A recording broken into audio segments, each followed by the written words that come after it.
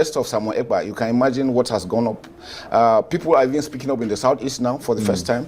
The stay-at-home thing is now being watered down, and I'm sure it's going to stop immediately. We are working together with the governors. What we try to do now is to discuss with everybody, because we realize that fighting asymmetric warfare is about communication. If you stay off and people don't know what you're doing, you get into trouble. So we're taking everybody around, we're bringing everybody together to know that they have a responsibility to do, and that's what's giving us the successes. All right, good morning, good afternoon, good evening, wonderful people, also freedom all over the world. And once again, you're welcome to Let's Talk TV, one and only YouTube platform that you get quality news and information on everything happening in Biafran territory. Do not forget to subscribe to this channel, turn on your notification, and definitely you'll be notified whenever we drop our spanking news. Now, straight up to the news, or to the issue, or rather, to today's interview. And today, Musa once again will continue to lie about the ordeal of Biafrans in Biafran land. Now, I want you to listen to this interview extensively. Listen, try as much as possible to watch the interview from beginning to the end, because you will understand one of the reasons why they are fighting Biafrans. And secondly, you will come to realize the strategies that these people are using, or are trying to use, or are going to use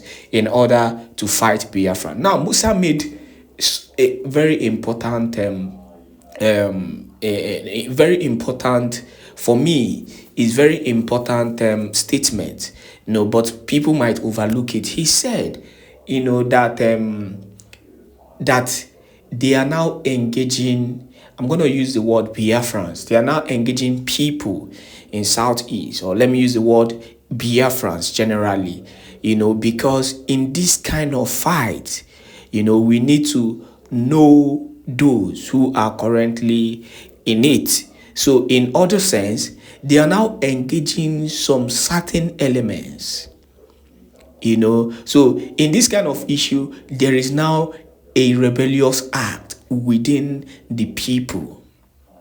That is why you heard towards the ending of December, we started hearing things like in also people started doing a video, and they were like, peace is now back in also, that the people are now moving freely. And most of the people that were saying that then are Biafrans, are Igbo people, because they even did some of the videos with Igbo language.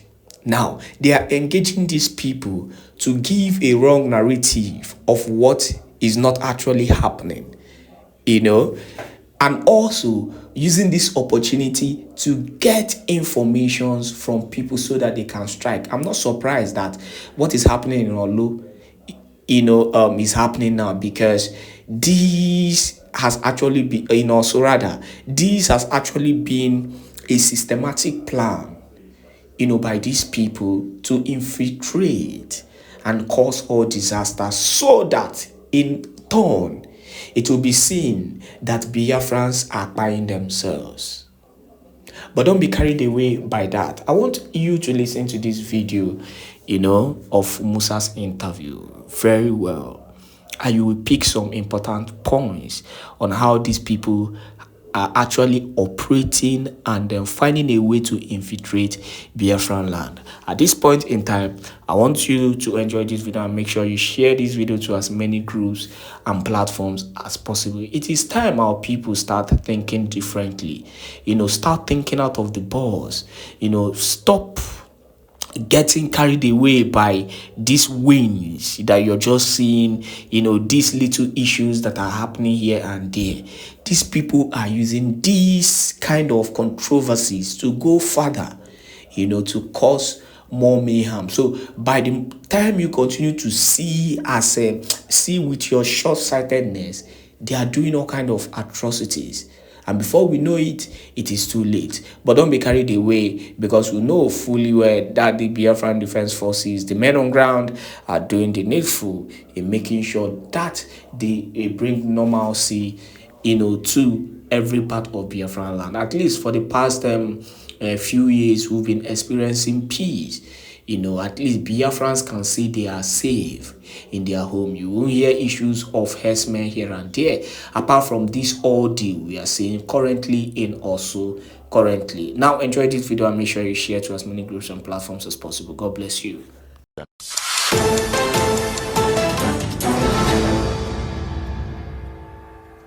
Now, as you know, for the past few years, the sounds of fighting between the Nigerian army and insurgent groups in the northeast and southeast of Nigeria and criminal gangs in the northwest has reverberated across the country.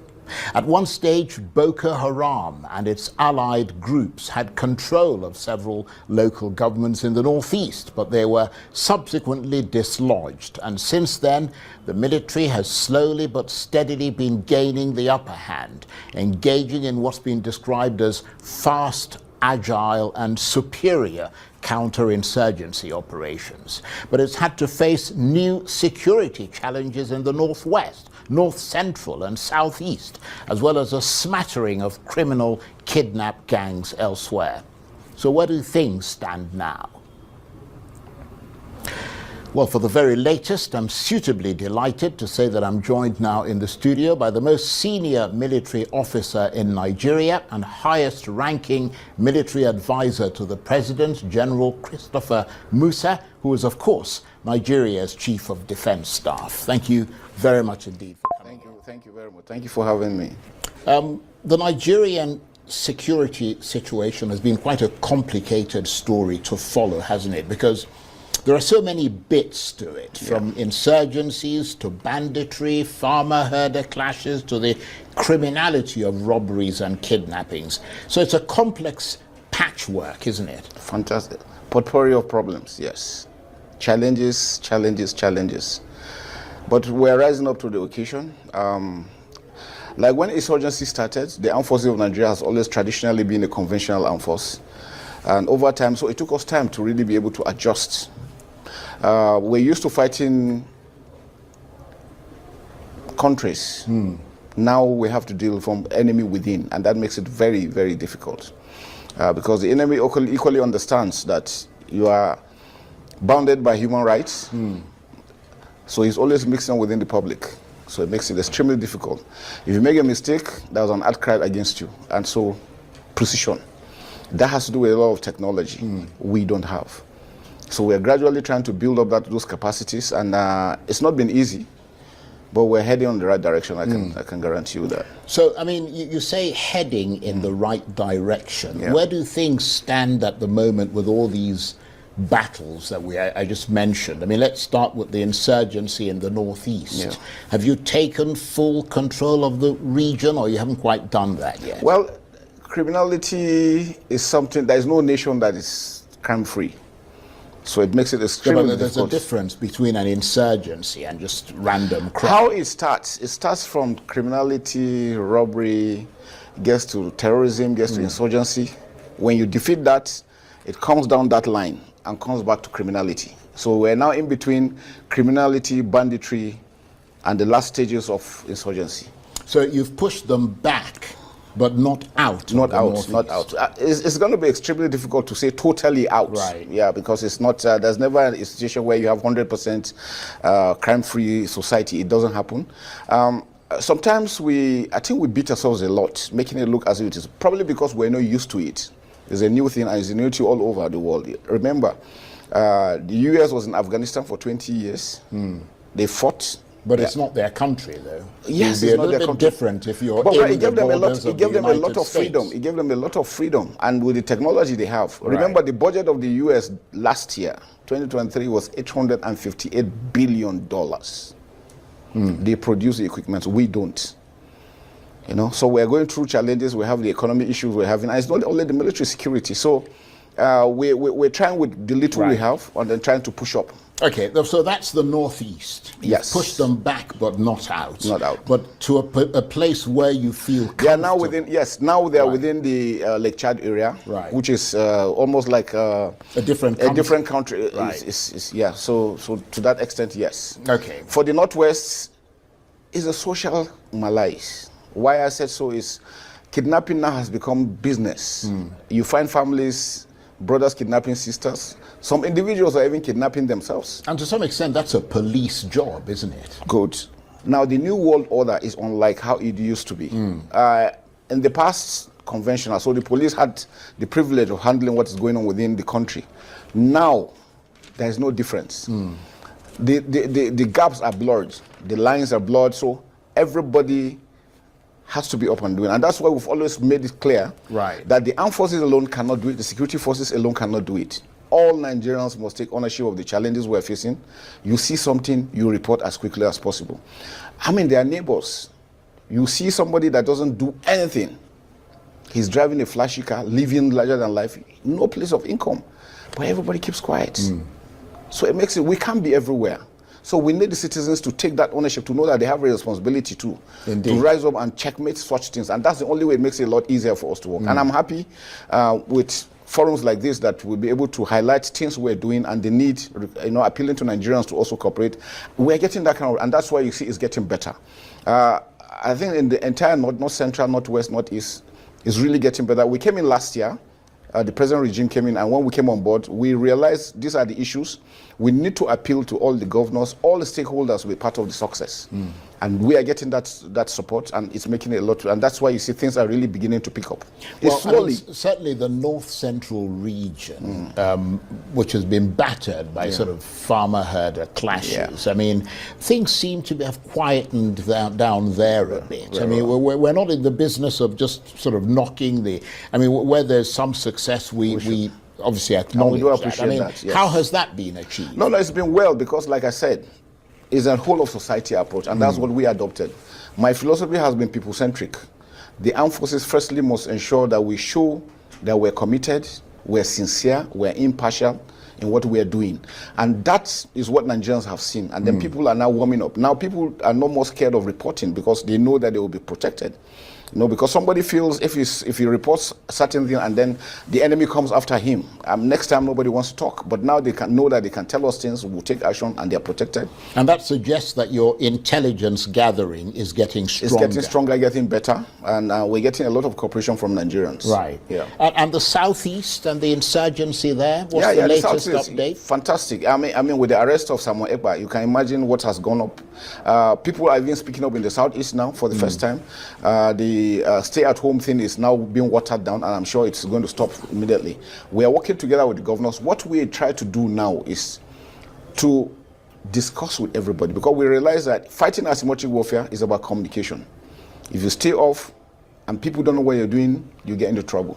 So we're taking everybody around, we're bringing everybody together to know that they have a responsibility to do, and that's what's giving us the successes. And is it IPOB that's the problem there, or are there other criminal gangs and even hired political thugs that have taken advantage of the situation? Because IPOB have consistently denied many of the attacks that are credited to them.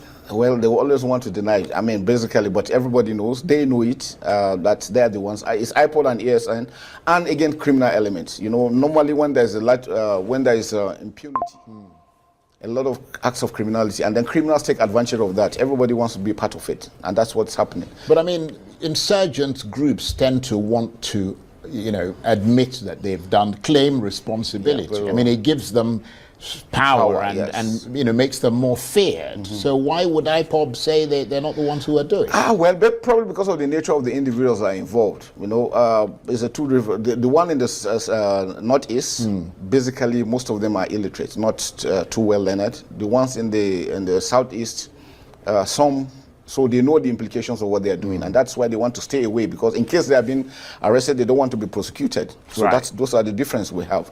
But we know them, and then with the arrest, things are really picking up. And the good thing is that we have a good team. Right from the presidency, the judiciary, the National Assembly, the National Security Advisor, the Ministers of Defense, Minister of State Defense, we are working as a team. And I think that's what's given us this impetus, because we all know these challenges, and we're facing them squarely. And so we have the Nigerian army battering away at these many security threats, across Nigeria.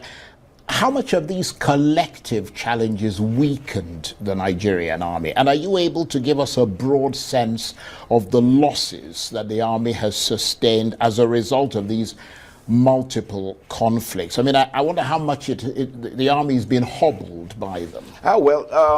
The losses mostly on equipment. But the good thing is that... you would have lost quite a lot of men. Men, yes, but not so much as to degrade our capacity and capabilities. But how many, recently, roughly? I mean, Nigerians have a right to know. Yeah, we'll make that available. Now I don't have the figures. I don't want to speculate. Right. Yeah, we just, at Depot Nigerian Army last week, we just graduated another 5,800 recruits. Right. Nigerian Defense Academy, we commissioned over 800 officers, young men. So we're getting them in. And then we're working. You know, training, for us, training is critical because we want them to do the right thing. We want them to act professionally, which is very critical because we want to avoid mistakes. These mistakes also cost us a lot, and it affects the morale of the troops, which is critical. If the troops are not happy what's going on, it's going to affect their ability to perform. So indeed. It's very critical for us to do. But nothing has affected our morale. We're working very well. All our troops are being paid, their welfare taken care of. It's not enough. We still will need more, but with what we have, we're still projecting and will continue to do. And I'm sure that the president is equally behind us solidly, and that is one good thing that we have. So strategically speaking, and just to summarize that section of our discussion, you are now unquestionably on top of the security situation. You have control of it, but you haven't completely turfed these various security threats out. Because asymmetric warfare, you are dealing with, for the insurgents, you are dealing with ideology. Right. You can't read it on somebody's face. And why it is so difficult is the non-state actors, nothing is written on their faces. You only know them when you see them armed, or when you follow their activities and you're able to track them down. So a lot of technology is required. We don't have that much, but the little we have, we're doing headway. And the good thing is that we're working like a team, like I mentioned. The armed forces, the police, other security agencies, everybody has a responsibility. All our joint task forces have all the components of the security agencies, and everybody is playing his role. So that has really made it a lot easier for us, and that's why we're working together. And we've seen Nigeria go from being a key player in the West African sub-region to becoming, to some extent, less of a voice in determining the political direction in the region. I mean, you know, a few years ago, Nigeria was leading the charge to restore democracy in Liberia, in Sierra Leone, even more recently in the Gambia. Yeah. But I mean, following all these military coups in the Sahel and the failed attempt by President Tinubu to intervene to restore democracy there, I mean, if Nigeria can take full control of its own security challenges, is that likely to restore this country to the front seat position when it comes to solving the insecurity and at least giving confidence? Yeah, I think Nigeria is still Africa. there. In Nigeria, in Èkpá, Nigeria is still the country to deal with. Remember, the president is the chairman of Èkpá countries, which is still very, very, is a good thing for us that we're doing that. And we're still playing major roles. As we speak, you remember we just finished the African military games. We had the Malian team, we had the Burkina Faso team, we had the Libyan teams. Nigeria is still a force to reckon with. We just need to do more. And as we speak, even when these countries are pulled out, we're still discussing with them. Remember, not long ago, I visited Mali, I visited Niger Republic. I had discussion with the Chief of Defense Staff on the need for us to continue our operation, because what we understand is that the Sahel region, we must work together for us to succeed, and that's what we are doing. So politically, yes, there might be issues on ground, but militarily, we're all working as a team because we know security is everybody's responsibility. And then these individuals we're dealing with don't respect any borders. So if you think it's not your responsibility, they will come after you. So we still have a team working, and we'll continue to do that. Politically, we're equally meeting them. Not long ago, myself and the NSA also visited the Chadian president. We saw him, and we discussed with him and took the message to Mr. President. And we're doing so. Very soon, we're also going to meet the Malian teams and the Burkina Faso guys. So we're working around the clock. Militarily, Nigeria is still strong. As we speak, We have our troops in Gambia, in Central African Republic, very soon probably in Sierra Leone. We're also stabilizing these countries despite our challenges. So we have that capacity to do what we're doing here and externally at the same time.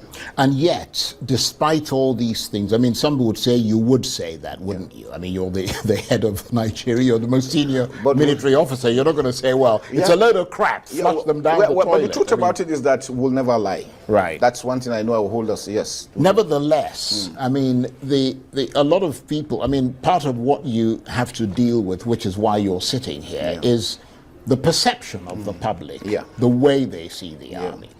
And there is this sense that Nigeria's army has been severely degraded, not so much because of the people in it, but also because of so many other things. Lack of funding, corrupt politicians, a politicized army, I mean, all kinds of issues. And that sense, there is that sense in Nigeria still, and I'm sure you hear it from time to time, where people say, you know, we need to bring mercenaries into this country. No. Well, what is your reaction to that? We don't need mercenaries. We don't need any foreign boots on Nigerian soil, and that is not even being thought out.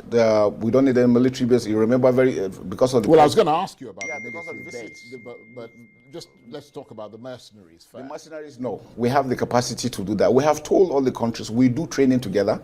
All we need is to get these equipments that we're fighting. Now, this war that we've been going has enabled us to also build up the capacity of also producing our own equipment. That we're doing. I just came in from Jaji this morning. We're now converting and producing our own APCs gradually, assembling them for now before we start full production. And so we believe that if we're able to get these things right, we'll be able to do well. We can do so much. Right, so you don't need... No, we don't. We have the capacity to do that. We have done that. Remember when we stabilized Liberia? We went to Liberia as a nation then. We went to... but that was then. Yes, that's how many years ago. We can still do the same thing. You know, the good thing I want to tell Nigerians is the armed forces has remained a beacon of hope for Nigeria. We'll continue to support democracy. No military personnel is interested in any coups, none at all. We thrive better in a democratic setting, and that's what we want to do. So we want to sustain it. And you know, the armed forces is just a tool to democracy for us to defend and to protect every Nigerian inside and outside. That is our role, and that's what we're going to continue to play. Well, you mentioned the issue of military bases. I mean, there's a story that's been going around that Nigeria has granted permission to France to establish a military base in Nigeria. Not even considered. Is that a fact? It was not even a part of discussion. It was not at all. Like I said, you know, I think the thing people have against the military sometimes is because of the past military regimes. But that has gone for 20-something years. We have shown capacity, we have shown our willingness to continue to subject ourselves to democratic norms. And that's what we'll continue to do. So, and that's why forums like this is what we take advantage of, to show Nigerians that this is a different armed forces. We are people-centric. We are for Nigerians. And we're here to protect Nigerians. Everything that we do. Yeah, the problem general is that the issue that brings France in is not within Nigeria's borders. It's outside Nigeria's borders. It's a threat from the Sahel. It's a threat from other parts of North Africa, coming down from Libya and all the rest of it. And I'm wondering if the idea of a military base, whether it's French or American or something else, is something that might be on the agenda at some future date? Or can you say incontrovertibly that no foreign countries will be allowed to set up a military base in any part of the country? It is a no-no. Bearing in mind that you're not going to be the chief of defense staff forever. It has never happened. So you can only speak for about the time when you're around. I've been in the system for almost 30-something years now. Since I've been there, we've not had one. Not now and not ever. All we want to do is to continue to train together. We can train together. We send our officers and soldiers to these countries. We have assisted them severally, even these so-called big countries. We have done so much. It's an inability to get the equipment that we need. Even with our money, it's been difficult getting some equipment. And so we feel, and that's why I'm happy with Mr. President approving the bill on DICON for us to produce. Now we are partnering with a lot of original equipment manufacturers for them to come into Nigeria and produce in situ, because we know with a population of 200 million, the market is there. And then we can also reach out to countries, our neighbors, and that would be great for us. So what would be the implications for Nigeria's sovereignty if foreign military bases were allowed to be set up in this country from your military perspective? What would be the implication? The implication is that you sold your sovereignty to somebody else. Well, they're establishing a military base. It doesn't mean you've sold your sovereignty. Of course. Do you know what's happening in Japan? Japan, they have a military base. You don't control what they do. They don't follow your laws. You don't have any prosecutorial opportunity on any of them. You don't do that. And then what we know is that once you allow any of these foreign countries in, one, you know the dynamics in the world. You come to the West, the East takes the advantage, and then we turn the West, our region to a proxy war. Who wouldn't want that? We have enough challenges we're facing. We'll not allow any of them come in. All we need is we're going to cooperate, work together. We get the equipment, we fight our battles. Right. Okay. Well, that sounds very reassuring. Yeah. So we will obviously accept your assessment of that and you know, go with it. But let's talk about still the internal threats, because that really is it, not so much the foreign bases or anything like that. Who are the new group called Lakurawa? Lakurawa, they are not a new group. They've been in Nigeria since 2018. Well, if they've been in Nigeria, why have you allowed them to be? No, they didn't come as terrorists or as non-state actors. You know, this is what we see. Sometimes, how did Boko Haram start? When they started, we looked the other way around. If we had nipped it in the bud, we wouldn't have gotten to where we are today. So they came in, the communities invited them in, because, you know, we share about 1,500 kilometers border with Niger Republic. 7 Nigerian states, we have common affinity, common religion, common cultures together. So it's difficult for you to separate that. So some people from these areas brought them in as friends to come and stay. And armed people? No, they were not armed then. Right, okay. They were not armed. And then when they came in, you know, they told them that they didn't have any problem with them. Their problem they had was with Niger Republic. So they accepted them and kept them in, and then they were, you know, showing them, okay, the government is too far away, I'm here, I have some funds, I could give you money to do this, give you money. Gradually, they bought their way in. And then before they now turn around and say, okay, now you start have to pay for us being here, because they couldn't get enough funds. And that's where the problem started. It was only when that started that the cry came out. Right. So now we are reacting to that, and now I can tell you operations are ongoing. We're taking them out completely, and we're working together with Republic of Niger. We have 20 kilometers right of pursuit, so we can take them out into, because normally what they do is they go across the border, you put them the heat, they cross into international borders, and you leave them. But now we have that. We do that with Cameroon, Chad, Nigeria, and Benin Republic. So we're working on that, and I'm sure within a very short time it will be cleared. Right. What about things like oil theft? I mean, that's a big problem in this country. It is not only, I mean, it's eaten into this country's economy, and technically it affects your budget as well. So much. But a lot of the allegations there are aimed against the army.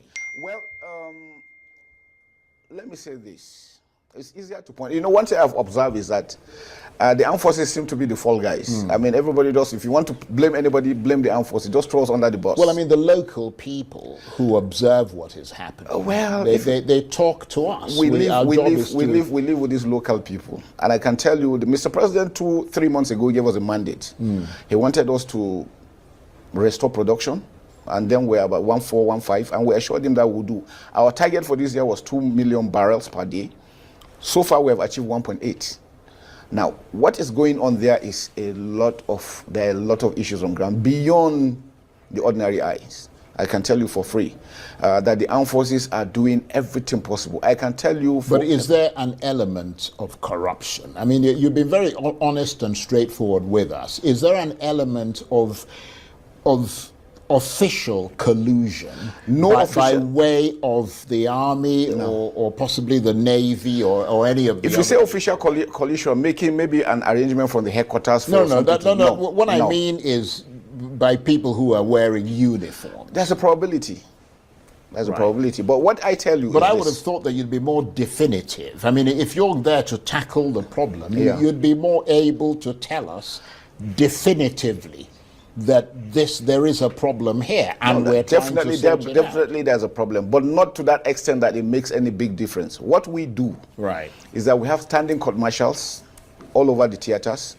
Any member of armed forces knows that if he's arrested. Have you court-martialed any of them? In the past, yes, but as of recent, we made sure that everybody is above board, and that is working very well. And I can guarantee you that what we're doing now is a lot better.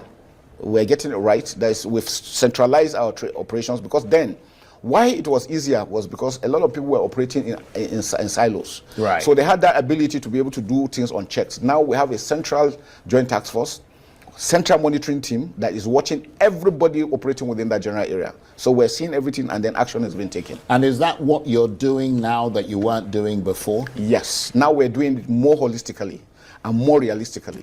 Yes. Okay, what about this nettlesome question, the issue of the missing Chibok girls? What update can you give us? Is it over? We should forget about them and that's it? No, they're never going to come home? No, it's not over. I was in the theater. I was able to recover 11 of them. When I left the theater, so far we've recovered almost 10 additional ones. Why it is difficult is because you are, like I said, you are dealing with people that are within. So if you don't have the information, the right information, tracking them to where, and because they are in the Tumbus is where you have the Lake Chad area. And so that's an area that is not too well known, it's not open. So, but we are still following, and as soon as we get them, we bring them out and then hand them over back to government. It is a very sad event, I must tell you, for real. How many are still missing? I mean, just roughly speaking, because I know it's difficult to ask you whilst you're sort of sitting there, but broadly speaking, dozens are still missing. Yes, dozens are still missing. And there is really very little hope of bringing them back. There's strong hope. There's strong hope. What is that hope based on? We're following on leads. We get information. This one is here, Chibok person here. Then we go and follow. But they've been gone since 2014. Yeah, but that's a big issue. It's a big issue.